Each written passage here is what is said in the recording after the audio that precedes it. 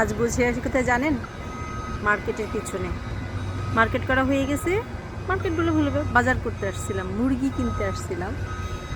তো তারপরে আবার সাহেবের মনে পড়ছে যে একটা জিনিস নিয়ে বাদ আছে। এখন আমি বসে আছি, সে গেছে ভিতরে।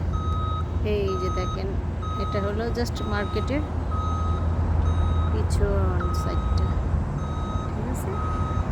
আমি পিছনে একটু ছাওয়া দেখে রাস্তায় বসে পড়ছি, কারণ গাড়ির ভিতর প্রচণ্ড গরম, এত রোদ, এত রোদ যে সহ্য করা যাচ্ছে না। সারা জীবন শুনছি বাংলাদেশে এত গরম, এত গরম, এত গরম, কিন্তু বিশ্বাস করেন এই জায়গার গরমের কাছে বাংলাদেশের গরম কিচ্ছু না ভাই, কিচ্ছু না।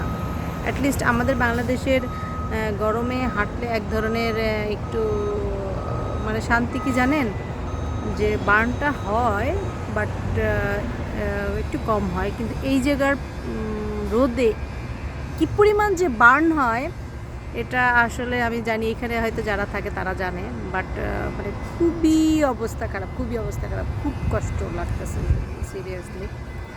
কিন্তু রোদের ভিতরে শান্তি কি জানেন, খুব বাতাস হচ্ছে, বাতাসটা যখন গায়ে লাগতেছে এত ফিল হচ্ছে। সত্যি কথা বলতে কি, আমরা যখন ছোট ছিলাম তখন সামারে একটা বন্ধ দিত, ওই বন্ধতে আমরা নানু বাড়ি চলে যেতাম। সারা জীবন দেখেছি আমরা সবসময় নানু বাড়ি যেতাম।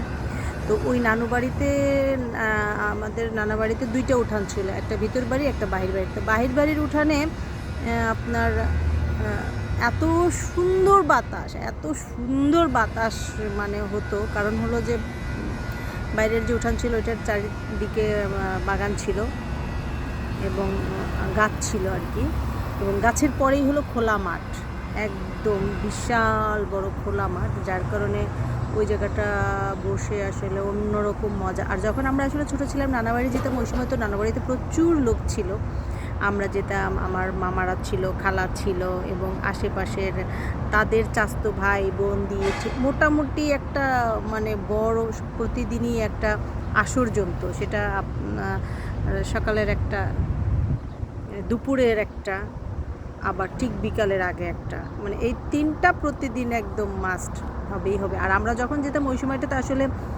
আম কাঁঠাল থাকতো, তো আমার নানু বাড়িতে প্রচুর আম গাছ ছিল, প্রচুর কাঁঠাল গাছ ছিল।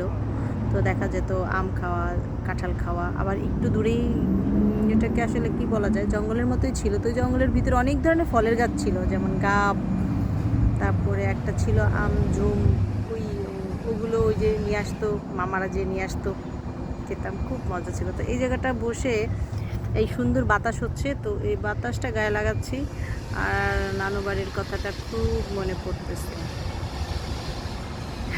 মিস করতেছি আসলে নানিকে মিস করতেছি, খালাদের মিস করতেছি। খালারা এখন অনেক বড় হয়ে গেছে, এই খালাদের আমি ভালো লাগে না, আমার ওই খালাদের ভালো লাগে যখন ছোট্ট ছোট্ট আমরা ছিলাম, তারাও অবিবাহিত ছিল, ওই সময়টাকে খুব মিস করি।